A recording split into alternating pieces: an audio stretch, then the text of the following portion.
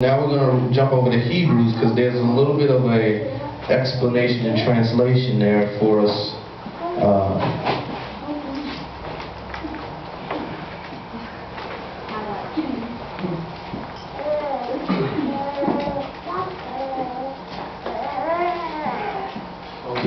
Gives us just a little bit of insight into what we're talking about there. 10:7. We'll make the connection. We'll wrap up for today. 10:7. Hebrews 10:7.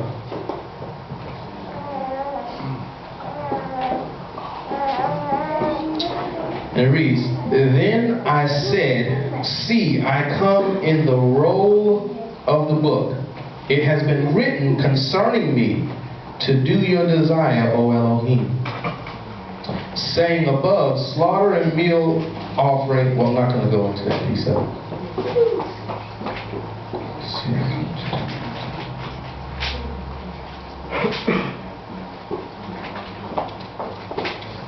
Does anybody have the King James? Have a King James?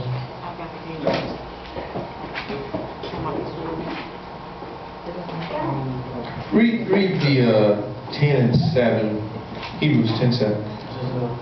Then said I, Lo, I come.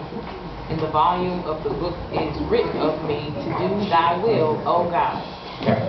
So, see there, what Yahweh does, and I believe what he's speaking, we saw in Psalms, where he said the same thing, that this was obviously a reflection, a scriptural reflection of the Tehillim. And again, we're talking about the Aleph and the Tav. We're talking about the beginning and the end. And what Yahweh is really saying is, I encompass all of it.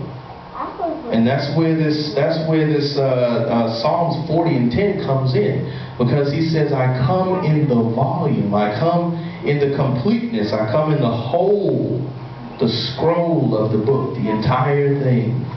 It is written of me. It protests, it pertains directly to me. He uses, it is prescribed for me.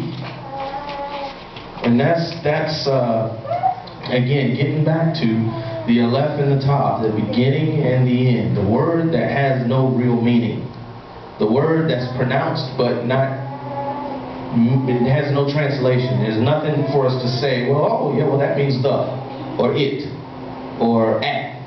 Nothing. There's nothing. We have nothing. All we have is an Aleph and a Tav.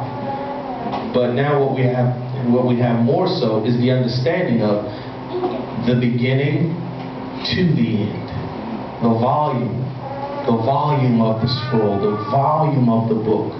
It is written, it is prescribed of him. He's what it's all about. He's really what it's all about.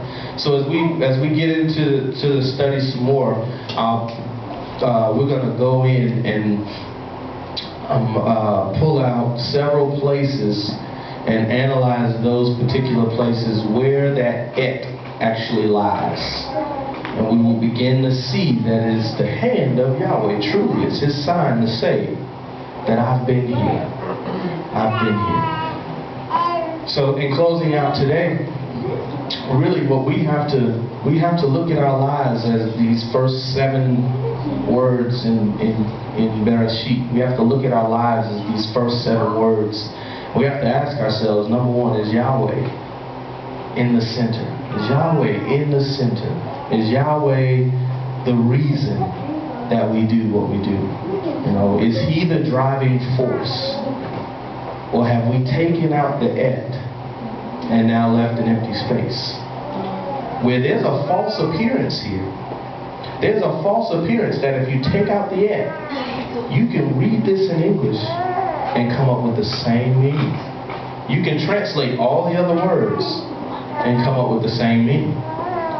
And that's the difference between those who understand having the et, having the Aleph and the Tav, having the scroll of the book, the beginning to the end, inclusive, And that's the difference between those and those who feel like, yeah, I can make this on my own. I can do this on myself, by myself. I'm a self-made man. My riches are of myself. You know?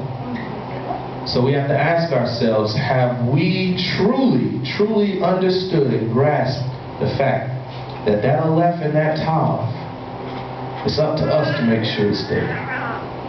It's truly up to us to make sure that it's there. Because again, I stress the fact that you can take the Aleph and the Tav out and read the same thing. You can take it completely out. Read. Sounds good, looks good, but there's something missing. The Aleph and the Tav is missing, and we're missing the volume. We're missing it.